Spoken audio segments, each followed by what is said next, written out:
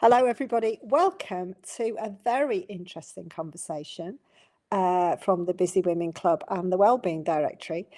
And today I have with me Claire Bjerkan, who is a life coach and a priestess. So that is our starting point, Claire. Quite a statement there. Tell me all about it. What does it mean? Well, okay. Thank you, Helen. Lovely to be here. So I started this journey as a traditional life coach, as I think many of us do. So I in the corporate world, I really loved personal development. I just couldn't get enough, learning about yourself and others, but mainly about yourself. I just was really drawn to this work. So long story short, when I left the corporate world with loads and loads of personal development training, that's what I wanted to pursue because that's what I enjoyed the most. So trained as a traditional life coach, which, is very much about setting goals and looking at how to achieve those goals and perhaps setting yourself a time frame for achieving those goals. And that is all lovely and perfect, but it always a little bit too neat for me. And you know me, you know a little bit what I'm like. Too process driven, I think is the word. Too process driven and too sort of like fitting neatly inside the box. And of course, I don't fit inside a box. You don't fit inside a box. And actually, nobody fits inside this pretend box that we make to make other people feel comfortable. Yeah. I always say it's like you're trying to put yourself into a box that's actually labeled for somebody else. Mm. And it's a very uncomfortable place to be after a while when you're on this journey. So for me, I felt that it just wasn't deep enough. I want to know, why do you want that goal? Why is it that goal is important to you? What's behind the goal? And how does that relate to you and your life and what you've got to offer yourself and other people in the world? And being a bit of an ADHDer, and I mean that with love and in a good way, I felt that there was too many missing parts to this journey. So I really, whether it was a decision I made or just following a calling, I'm not sure, but I've always been very, very spiritual. And we've had this conversation. And in fact, we always have, every time we meet, we have this conversation.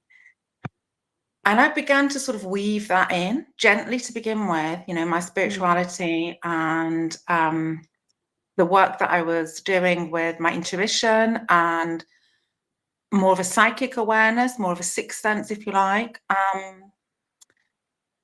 And then you sort of throw into the mix all the other things that I love, which for me fit. It's like pieces of the jigsaw all fitting together. So other things that I loved were very much about healing. But what I started off as biology. I'm a cellular molecular biologist. That's my qualification. So I started off very sciencey in the pharmaceutical industry. But there was, again, biology is the study of life.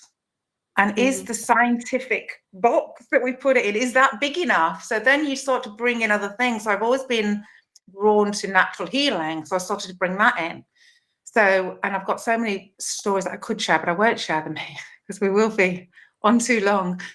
But using essential oils, that's a big part of my life and now a big part of my work, but also flower essences and lots of other natural modalities. And then so I've got the life coaching, I've got the natural healing, the call to nature, my intuition. I'm a Pisces, so Pisceans tend to have really strong intuition. And then all the other sort of less tangible things I wanted to bring in. And then I'm not exactly sure how this came about, but I is this relevant? I went to an all-girls school, which is an ex-convent run by nuns, and I'm not Catholic, but I loved it. And I loved it because of the spirituality and the ceremony and the fact that the Virgin Mary was brought in a lot every day. Yeah. And we read the Bible a lot, and I was fascinated by the Bible, and I was fascinated by Mary Magdalene. And can you see, it's just all lots of, and I think this is the same for other people. Lots of threads. Lots of threads, lots of pieces that I started to pull in, things that were calling me naturally. And then I learned a little bit more about Mary Magdalene and realized that she was a priestess. And guess what, Helen? She used oils and Wow. Well, Reiki of course they and did. crystals Of and course, energy yeah. healing. And the 7 demons that were lifted from her, the 7 chakras, the cleansing of the 7 chakras. Wow.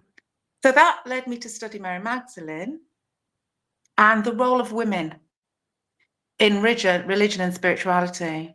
Yeah. That led me to an amazing spiritual teacher called Ishtara Rose, who then, while I was just sort of researching a bit, offered this program on the way of the priestess. So I joined. So that's how I ended up being a life coach and a priestess. And for me, And a it's priestess. perfect. And a priestess, yeah. And a perfect fit. And Yeah. what I just adore about you, Claire, is your refusal to be held back, or a refusal to let your intuitive self be put in that box. And your journey from, science all the way through to the spiritual side of you just fully embrace and you just go with it. And I know there's going to be so many people listening right now who are holding themselves down or have these intuitions about a path they could follow, and for whatever reason aren't brave enough or don't have the knowledge or the, I don't know what to call it really, the drive to follow it through. But you have, and you're really unique in that you've, I'm sure it hasn't been a journey without bumps in the road, and I'm sure it's been very up and down, and there will have been many times when you're wondering, what on earth am I doing? Why am I here?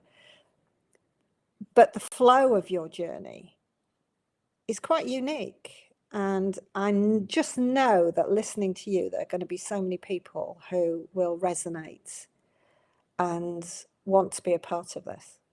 Well, thank you for that. But I think every woman has so, and I really mean this, and I do work mainly with women, because we have Exclusively with women. No, I will be open to work with men, but not many men want to do this work. Yeah. And that's okay. Yeah. And I honestly feel that women have been suppressed for so many years. Now, I would not describe myself as a suppressed woman in any way, but I know that I wouldn't either. No. but I know that other women have for various reasons. But I say that, Helen, but I have, through various journeys in my life, lost myself from time to time, and probably continue to lose myself from time to time, because that is the journey of evolution. That's the journey of growth. It's not linear. It's a spiral dance.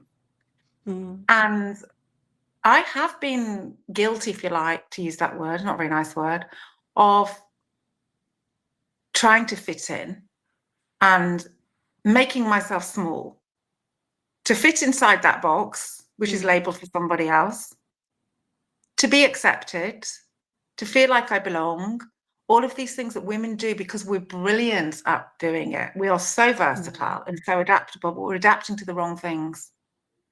We're looking externally for that validation. And I do believe it starts at school, or possibly parenting, and possibly ancestral as well. When we're looking for the approval, we're looking for the validation in order to be accepted, in order to be loved, in order to be worthy.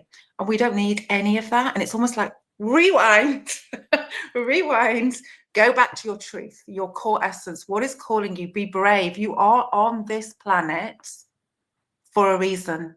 Your soul chose to incarnate here for a reason. And our job as, humans, if you like, that carry the soul, is to explore that and see where it's going to take us and embrace it all. It's not always easy, but that's, for me, that's how you live an authentic, fulfilling, inspirational life that is in line with who you truly are. And I think all women are so much more powerful than they've led themselves to believe, if that makes sense. I think you're And I right. think the world needs it. Yeah, I think the cultural implications underpinning the way that we're nurtured are very deep, aren't they? For women, I think, you know, we have equality, we have all these labels now, but I think, you know, if you look at the world in general, women definitely are still impinged by their cultures, the cultures that they're brought up in. And I Yeah. think they lose connection with themselves, and that leads to stress through living a sort of unfulfilled inner life. It leads to a feeling that something is missing in you, something is wrong with you, and it can only be filled by something external. So we end up sometimes in relationships that aren't fulfilling, or we end up addicted to something, or, you know, we turn to drink or overeating or overbuying or overconsuming or trying to fit into every group that's going, because we're looking externally for something that we can only find within. And it is a journey back to your truth, back to your heart. It's all about self-love, but a very deep level of self-love. And it is a beautiful journey. And I think there's another reason that we don't embrace it as much as perhaps we'd like to, is people like me, and possibly you, Helen, because I know a fair bit about your psychic gifts and spirituality as well.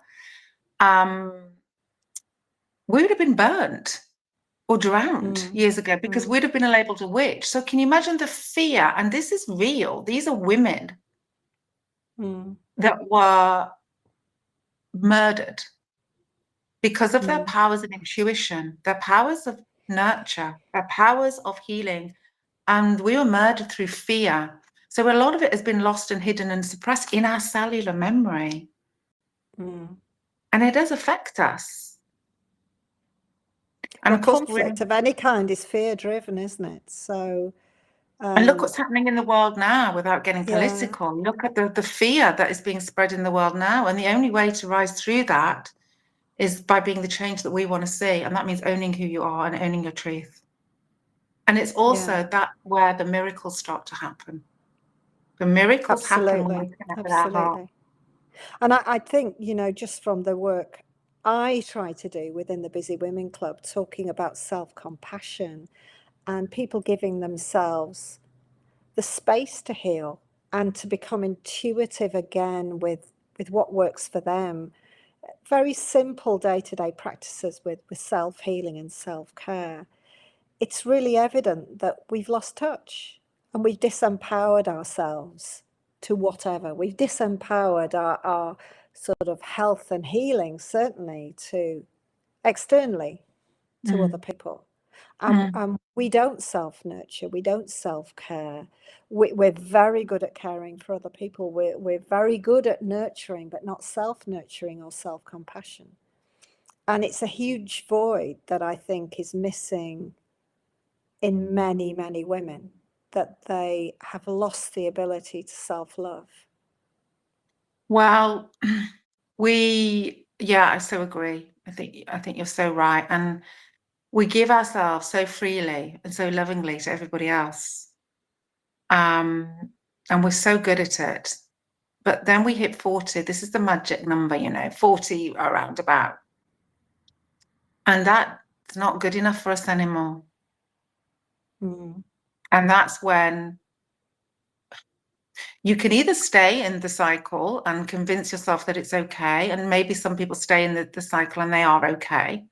But if you're not okay, you're not okay. And it's okay to not be okay. But you do have a choice as to what actually is really calling you. What do you love? What lights you up? What have you forgotten about? And all that. And this is this is another whole side of the menopause.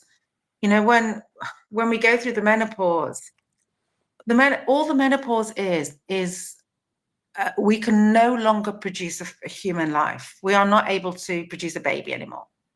All that beautiful energy in our sacral chakra, that creative energy that is the most powerful energy that gives life in this world, we're turning it inward. So we stop pouring it outward and we stop pouring it inward. All the love, all the inspiration, all the nurture, all the positive reinforcement that we've given our children, our friends, our husbands, our partners, our work, we now pour back into ourselves. That's what the menopause is. And It's a beautiful time. A huge time of conflict, isn't it? And struggle with ourselves. And I know it is the most active time for the club. Most people will comment and share themselves, and it's one of the hottest topics out there. Coping with this turbulence, this chaos, this point in our lives when suddenly we've stepped out of those parameters that we've been groomed into, and we're out of our control parameters for a space of time, aren't we? And our body just takes over. And you know, you see the advertisements everywhere to fix the problem. It's not a problem to be fixed. There are symptoms, yes, of course, and we can all manage those, you know, and seek support to manage the physical symptoms. But aren't we missing the trick? This is an awakening. This is a beautiful time of birthing something new for you, rather than birthing a baby or birthing something new for you. It's not a crisis at all. It's been labelled a crisis again by the patriarchal society because it's actually another sort of slur on women. In my opinion, it's not a crisis. We're not mad. We're just redirecting our energy. And when we start to embrace it like that, then what we draw into our lives energetically changes. And I think we need to remember that at this phase in our life, you're not necessarily losing something, but you are gaining an awful lot more. And it's having that mindset and that reframe. Because if our job as women was to simply produce children, and some people choose not to, and that's okay too, and then we would just die at the menopause. But we don't. And not only do we not die, we gain our power, our vitality if we work with it in the right way. And we go on then to live longer than men. Yeah. So that it's a real regrouping, isn't it? It's a natural regrouping of your body's resources, and a chance for you, love that, you say, to then flower again. Decide, okay, this is the second half of your life. You can write your own story now. What's it going to be? How do you want it to be? There's going to be so many people listening now who are going to be screaming at us saying, it's the most terrible time. I can't sleep. I'm pouring with sweat. Yeah, I have these terrible symptoms, the brain fog. And I really get that. It's a difficult time to manage physically for many people. But I think you're right. I think we miss the point of purpose in it as a time to stop and pause and regroup. And, you know, we've done the giving, we've done the nurturing of our families, we've done the supporting of careers, or we've had our own career, you know, whatever our story is. And you're right, it's a time to take back for ourselves. And I don't want to belittle anybody that's really struggling, because, you know, I'm 54 and I've been going through the I'm still perimenopausal, strangely, and I do get the symptoms. I mean, I've got 2 disintegrated discs. I've had all sorts of, you know, problems, but I refuse to become a victim to them. And to let them identify who I am. And I think that's the problem with any stage in our lives. If we don't regroup, we lose our identity. And I've worked in palliative care, as you know, for many, many years. And I see that in the process of disease, that people lose themselves and become that disease, and they lose the ability to function in other ways. Yeah, it can very often be a process of limiting ourselves instead of expansion, which is Yes. what you're talking about, expansion and Yeah. growth. Yeah. Yeah, people see it in a way of giving in, a time to just, give in And and accept. I'm really not trying to belittle or be unsympathetic, because I know that the struggle is real. But what I'm trying to do is offer an alternative viewpoint and offer some light and some positive energy, because we know that we're energetic beings. And we know that what we allow ourselves to focus on day in and day out is what we manifest more of. So yes, find ways of managing the symptoms, find ways that feel good for you, find groups that are supportive. But at the same time, where in your life can you use some of this energy now to focus on something beautiful, even if it is just dreaming, imagining, journaling, visioning, whatever, not just the problem. Let's focus on the way forward as well. And then often the problem isn't quite so huge. And I'm really not trying to belittle symptoms, because I know people have a really difficult time. And I certainly have had my struggles with it as well. But I just don't want to be stuck there, Helen. I just don't want to be stuck there. I certainly think you'll never be stuck anywhere, Claire. You've got the ability to set yourself free. I'm sure you've created that within yourself, that gift within yourself, and allowed it to flourish, and it's lovely. We could just talk about this forever. How lovely that our conversation, which we did plan and then we didn't plan, and then we undid the plan, and we just chatted, has ended up with the menopause, which is where we are this month. And we're talking menopause because it's menopause month, and it feels so fitting that we acknowledge that time in women's lives and acknowledge the change and the difficulties and the potential as well at this point to regroup. I have friends whose last child now is flying the nest and going to university, and they're feeling that loss, and it's being on my third now, and I'm experienced in letting them fly away. It's a time where you have to find purpose, and you have to be proactive in your own self-care, and that's mental, emotional, and physical and spiritual. You have to find a way through this next stage of your life and create purpose. And that's something, of course, you do really well. Well, thank you. But I think every woman, if that's what they want, then they're totally more than capable of doing it, if that's what they want. So if this conversation has inspired people to want to know more, Claire, about perhaps the way you work or the way that they could change things for themselves, first of all, how can they find you? I am sadly on social media as much as I have to be. Facebook, just my name.